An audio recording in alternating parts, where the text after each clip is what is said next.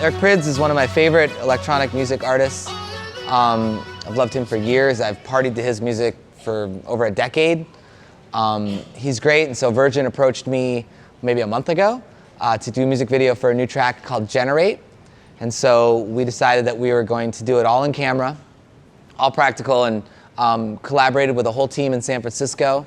An amazing cinematographer, two of my dear friends who are my next door neighbors who are really good at practical effects, lighting and pyrotechnics and all sorts of things. And then worked with the Sugar Cubes team, which make these LED structures out of these cubes that go to Burning Man and stuff. So we all kind of collaborated on this crazy video and used a lot of really weird photographic techniques, sphere lenses, a lot of really weird lens filters and camera rigs that push through the cubes, and we hung them from the ceiling, and it was this really crazy shoot, and came up with some really new looks that were all concepted by me in 3D on a different project, just playing around with Arnold's sphere lenses, and just presented that to my DP and say, hey, I really want to shoot with this lens that creates a perfect circle out of the footage, and it's a 4mm lens, so everything's distorted, and squares will turn into circles once they reach the edge of the lens. And so really fun, really fun project. Worked for free on it,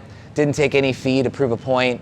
That it's not about the money, it's about just doing amazing work, and you could always turn that into work that pays you. So if it's good and there's a lot of energy into it.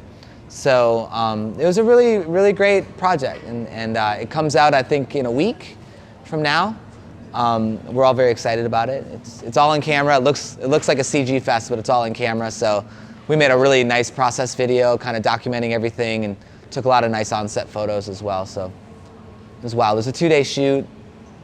Edited it in a couple days, maybe 3 or 4 days. Colored it, and no post on it whatsoever. Just left it. There's a camera in the shot, we don't care. If there's rigging in the shot, we don't care.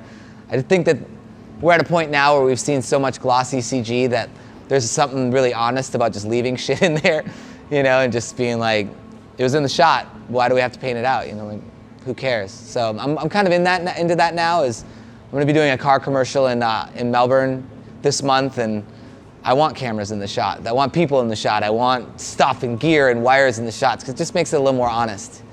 And so I'm all about honesty these days. Just working in the budget, I guess. You're given a certain amount, and just to make sure you hit that mark, because you always want to do more. You always want to go out to the desert and shoot in the desert, shoot on the rocks, and do the studio shoot, and have enough time to build and shoot. And so I think that's the most challenging part, is just fitting it within the budget.